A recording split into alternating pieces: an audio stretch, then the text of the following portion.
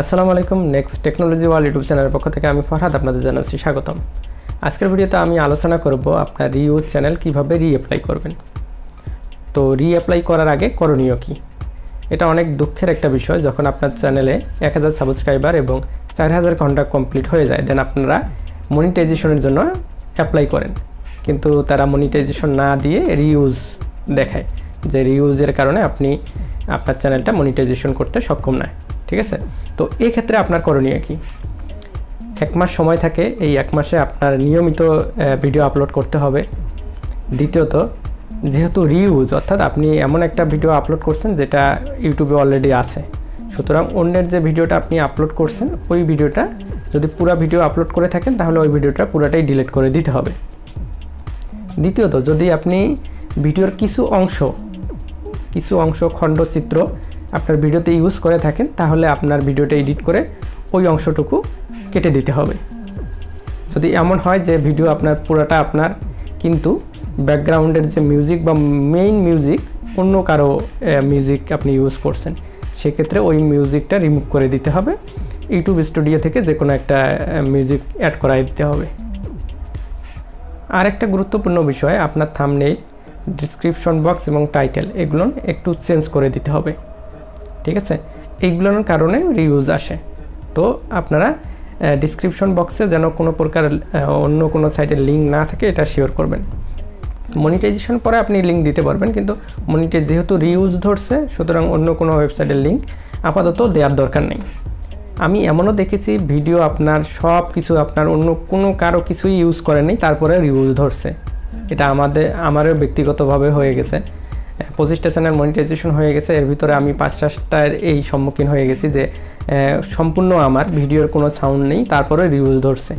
তো সেক্ষেত্রে করণীয় কি? সেক্ষেত্রে করণীয় হচ্ছে আপনি ভিডিওটা এডিট করে নিয়মিত ভিডিও তো আপলোড দিবেন, এর পাশাপাশি ভিডিও যেগুলো আছে যেগুলোর কারণে রিউজ ধরছে ওই ভিডিওগুলো এডিট করে দিয়ে দিবেন। এডিট করার পর আপনারা রিঅ্যাপ্লাই করে দিবেন। তো চলুন আমি ল্যাপটপ স্ক্রিনে যাই এবং আপনাদের দেখাই কিভাবে রিঅ্যাপ্লাই করে দিবেন। এটা অনেকটাই সিম্পল একটা বিষয়, আপনি দেখলেই পেয়ে যাবেন। তবে গুরুত্বপূর্ণ বিষয় এইটা যে রিঅ্যাপ্লাইয়ের আগে আপনার চ্যানেলে কি কাজ করতে হবে। যদি এই বিষয়ে আরও আপনারা ভিডিও চান তাহলে কমেন্ট করে জানান, আমি ভিডিও মেক করব। তো আর বেশি কথা নয়, চলুন আমি দেখাই দিচ্ছি কিভাবে রিঅ্যাপ্লাই করতে হয়। চলে আসলাম কম্পিউটার স্ক্রিনে। প্রথমে যে কোনো একটা ব্রাউজার ওপেন করে নেবেন, দেন ইউটিউবে গিয়ে আপনার ইউটিউব চ্যানেলটি লগ ইন করে নিতে হবে। তো আমার অলরেডি লগ ইন করা আছে। লগ ইন করার পর আপনারা চ্যানেল আইকন, ইউটিউবের চ্যানেল আইকনে ক্লিক করে দিতে হবে। ক্লিক করার পর ইউটিউব স্টুডিও এই অপশনটা ক্লিক করে দিতে হবে। একটু ওয়েট করলে ইউটিউব স্টুডিওর ইন্টারফেসটা দেখতে পাবেন, ড্যাশবোর্ড। তো এখান থেকে বাম দিক থেকে মনিটাইজেশন এই অপশনটায় ক্লিক করে দিতে হবে।